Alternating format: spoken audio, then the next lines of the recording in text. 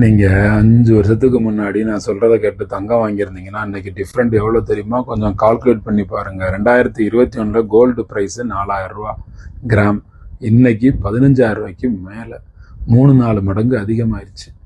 5 வருஷத்தில் 50,000 ரூபாய் இன்வெஸ்ட் பண்ணியிருந்தீங்கன்னா இன்றைக்கி அது 2 லட்சத்துக்கும் மேலே வந்திருக்கும்.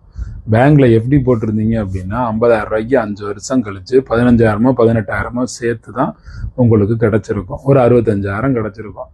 இப்போ அது 2 லட்சம் ரூபா கோல்டில் இன்வெஸ்ட் பண்ணியிருந்தீங்கன்னா, நீங்கள் 5 வருஷத்துக்கு முன்னாடி 1 சவரன் கோல்டு வாங்கியிருந்தீங்கன்னா இன்னைக்கு அதனுடைய வேல்யூ 3-4 மடங்கு அதிகமாக இருக்கும்.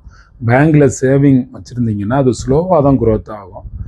கோல்டில் சைலண்டாக என்ன ஆகும்னா வெல்த் பில்ட் ஆகிட்டு இருக்கும். மிடில் கிளாஸ் பீப்புள் சேலரியை வாங்கி அதை பணத்தை சேவ் பண்ணுறாங்க. ஆனால் ரிச் பீப்புள் அசர்ட்டாக தான் சேவ் பண்ண பார்ப்பாங்க. Gold is not a jewellery, it is financial production. அன்னைக்கு நான் சொன்னேன், வாங்கலை. ஓகே, இன்னைக்கு நான் சொல்கிறேன், வாங்குங்க. வெயிட் பண்ணுறீங்களா? அப்புறம் 5 வருஷம் கழிச்சு திரும்ப பார்க்கும்போது இந்த மூமெண்ட்டை மிஸ் பண்ணிட்டோமே அப்படின்னு ரெக்ரெட் பண்ணுவீங்க. ரெக்ரெட் பண்ண வேண்டாம்.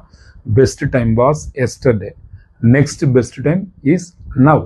உங்கள் வெல்த் எனர்ஜியை ஆக்டிவேட் பண்ணுங்க, அதிகப்படுத்துங்க. குபேரயோகம் பயிற்சியில் உடனே கலந்துக்கங்க. தங்கம் வாங்கணும் ஐடியா வேணுமா? கேப்ஷனில் ஃபோன் நம்பர் இருக்கு, உடனே ஃபோன் பண்ணுங்க, ஐடியா கேளுங்க.